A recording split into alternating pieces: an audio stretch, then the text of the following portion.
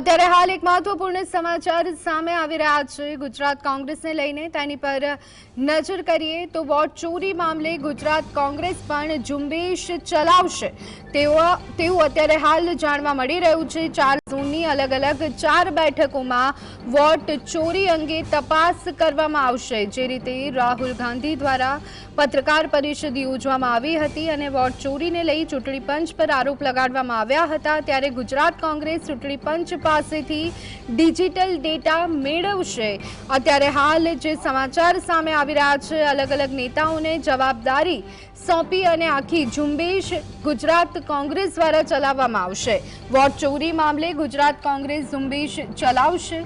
અલગ અલગ રીતે માહિતી મેળવવાનો પ્રયત્ન કરવામાં આવશે, ડિજિટલ ડેટા એકત્ર કરવામાં આવશે। 4 ઝોનની અલગ અલગ 4 બેઠકોમાં વોટ ચોરી અંગે તપાસ કરવામાં આવશે। મતદાર યાદી, બોગસ વોટિંગ સહિતની બાબતોની પણ તપાસ કરવામાં આવશે। આ અંગે વધુ વિગત મેળવી લઈએ। સંવાદદાતા ધવલ અમારી સાથે જોડાઈ ગયા છે। ધવલ, ગુજરાત કોંગ્રેસ પણ હવે વોટ ચોરીને લઈ અને તપાસ કરશે, શું વિગતો મળી રહી છે? ઝુંબેશ ચલાવવાની વાત સામે આવી રહી છે।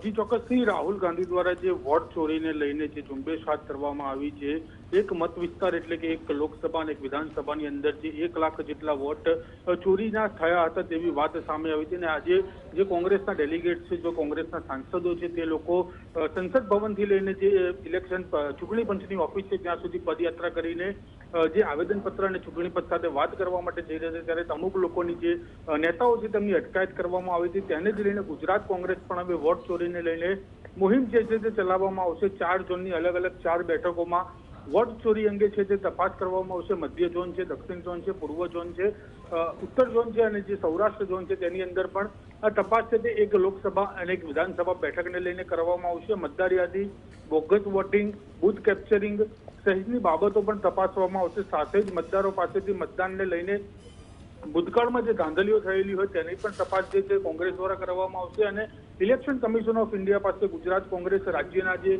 મતદાતાઓના ડિજિટલ ડેટા છે તેની પણ માંગ કરશે અને ત્યારબાદ નકલી મતદાતા અને ખોટા ફોર્મ અને ફોર્મ 6 હેઠળ જે નવા નોંધાયેલા મતદાતા હોય છે તેની ઉંમર 18 વર્ષ હોય છે, તે ઉંમર કેટલી ઉંમરના લોકો જે ફોર્મ 6 હેઠળ નોંધાય છે તેની પણ જે વિગતો છે તે કોંગ્રેસ દ્વારા મેળવવામાં આવશે। તેને લઈને આ પ્રકારનું જે મુહિમ છે તે ગુજરાત કોંગ્રેસમાં પણ હાથ ધરવામાં આવશે। જી આભાર ધવલ, સમગ્ર માહિતી આપવા બદલ।